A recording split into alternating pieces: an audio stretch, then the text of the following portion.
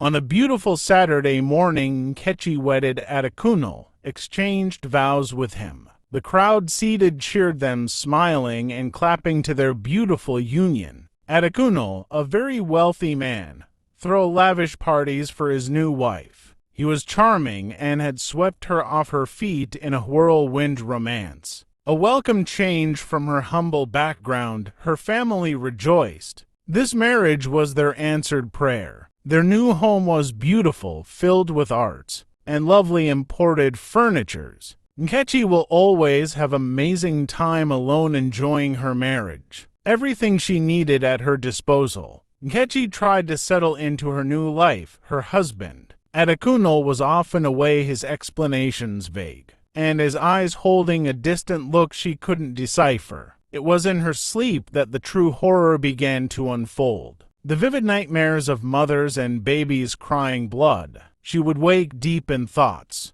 She tried to talk to Adekunle about her dreams, but he would dismiss them with a chuckle, attributing them to the stress of adjusting to her new life. "Just bad dreams, my dear," he'd say, staring at her, but his eyes never quite meeting hers. The dreams grew more frequent and disturbing. She saw the faces of the children clearer now, their innocent red eyes crying and pleading. One night, she dreamt of a baby girl, crying heavily and her eyes turned red. The next day, while attending a charity event with Adekunle, she told her husband again about the strange dreams, but he dismissed it as usual. Some months later, Nkechi would see herself, waking up and outside her house, sometimes in a pool of blood. She visited her parents and told them about it. She said, "Dad, Mom, these dreams weren't just dreams. They're glimpses of something real, something unspeakable." But her parents dismissed her happily, saying